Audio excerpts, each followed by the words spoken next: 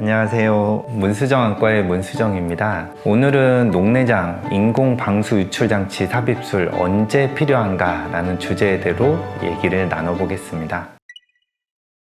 녹내장 치료 방법은 통상적으로 녹내장이 안압이 상승하거나 아니면 안압이 정상이어도 시신경이 약해서 시신경 손상이 일어나고 시야가 좁아지는 질환입니다. 따라서 치료의 주된 목표는 안압을 낮추는 치료를 주로 하게 돼요. 그래서 주로 안압을 낮추는 안약을 사용하는 게 주된 치료 방법이고, 만약에 여기서 조절이 되지 않으면 섬유주 절제술과 같은 녹내장 여과 수술을 하는 게 두 번째 치료 방법입니다. 그런데 기존의 치료로 이런 눈에서 물이 빠져나가서 안압을 낮추는 치료가 되지 않을 때 인공방수유출장치 수술을 할 수가 있습니다.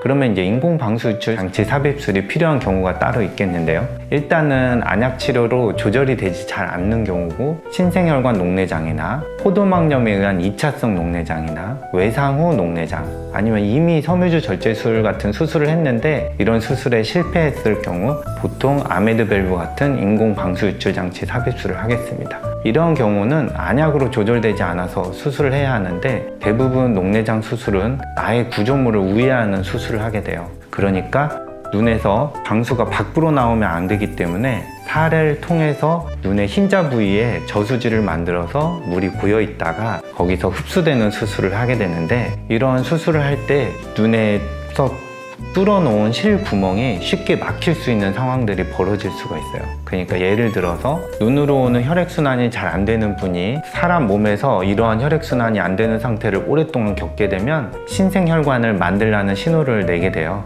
신생혈관들이 눈에 여기저기에서 만들어지게 되는데, 눈은 물주머니여서 물이 항상 만들어지고 빠져나가야 돼요. 빠져나가는 기대도 신생혈관들이 막 자라 들어가는 경우, 그러면 이제 저희가 흔히 볼 수 있는 게, 샤워실에서 머리를 감을 때 머리를 감아서 막 머리카락이 물 내려가는 길을 막으면 샤워실에 물이 잘 안 내려가는 것처럼, 신생혈관이 녹내장 수술을 해놓은 실 구멍을 혈관이 자라 들어가서 막는 경우가 있을 수가 있겠고, 아니면 포도막염 같은 자가 면역 반응이 있으면 염증 반응을 일으키게 되거든요. 그런 염증 반응에 의해서 염증성 살덩어리가 이런 구멍들을 쉽게 막을 수 있는 경우들이 있을 수 있어요. 그래서 지금 미리 말씀드렸던 이런 여러 원인들은 다 눈에서 여과 수술을 하지 못하는 상황, 그러니까 실구멍을 내서 흰자에 물을 고이게 해야 되는데 실구멍이 쉽게 막힐 수 있는 상황에서는 녹내장 인공방수유출장치 삽입술이 필요하게 되겠습니다. 자, 그러면 수술 과정은 어떻게 진행될까요? 수술 과정은 되게 부위 마취를 하게 되는데, 처음에는 마취를 한 다음에 흰자 부위를 가볍게 눈에 절개를 가해서 거기에 방수유출 장치를 넣고 흰자에 고정하게 돼요. 그런 다음에 방수유출 장치 앞에 긴 빨대가 있는데, 이런 얇은 실리콘관을 눈 안쪽으로 삽입을 해서 그쪽으로 물이 빠져나가서 방수유출 장치에 고여있다 흡수되게 되는 방식을 선택하게 되고요. 수술 후 저희가 일정 기간 동안 회복되는 양상을 보게 되고, 안압의 변화를 관찰하다가 안압이 안정화되면 거기에 상황에 맞춰서 안압약을 쓰지 않는 경우나, 아니면 하나 두 개씩 추가를 해서 이렇게 안압을 일정 수준, 우리가 녹내장이 더 이상 진행하지 않는 수준으로 조절하는 게 이런 수술이 되겠습니다.